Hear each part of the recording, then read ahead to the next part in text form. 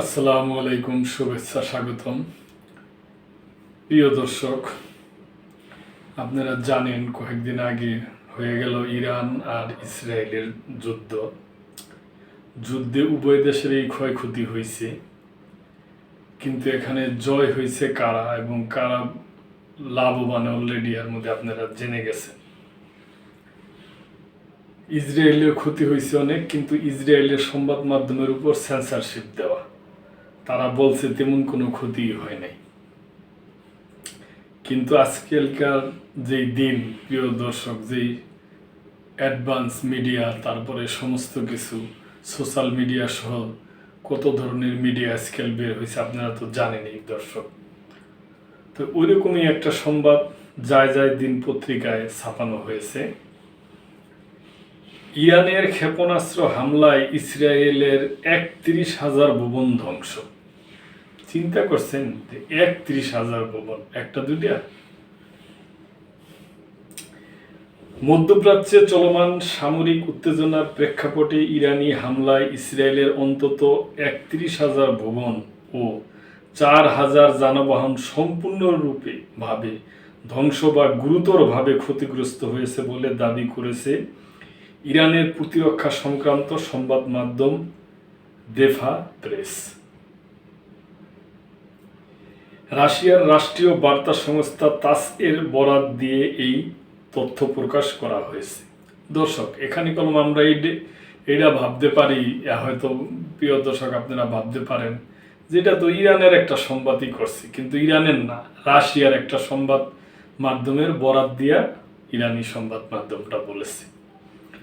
প্রতিবেদন অনুসারে operation true promise নামের সামরিক অভিযানের আওতায় ইসলামিক রেগুলেশনারি গার্ড কর্পসের অ্যারোস্পেস ইউনিট ২২ দফায় ইসরায়েলি ভূখণ্ডে ক্ষেপণাস্ত্র হামলা চালায়।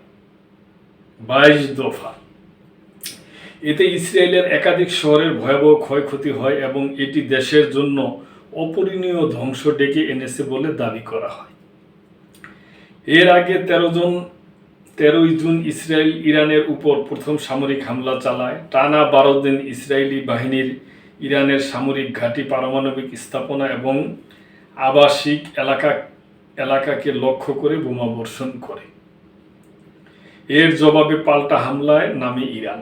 ইসরায়েল হয়তো, প্রিয় দর্শক, মনে করছিল যে যাক, যেভাবে আমরা গাজা আগ্রাসন চালাইতেছি, ইরানও এরকমই। কেন সবাই আমরা মানে পৃথিবীর যত দেশ আছে, জনগণ আছে, সবাই ইসরায়েলকে একটা সুরক্ষিত ভাবতো আর কি। সেই অনুযায়ী তারাদেরও মনে করেন হয়তো অনেক গরম বাঁধে গেছিল এবং তারা ভাবছে যে এটা কোনো ব্যাপার না।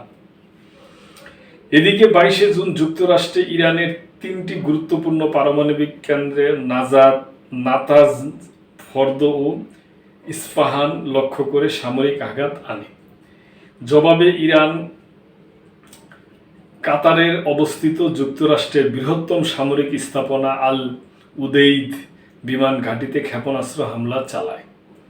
শেষ পর্যন্ত এই উত্তেজনার প্রেক্ষিতে ২৪শে জুন একটি যুদ্ধবিরতি কার্যকর হয়, যার মাধ্যমে উভয় পক্ষ সাময়িকভাবে সংঘর্ষ থেকে বিরত থাকে।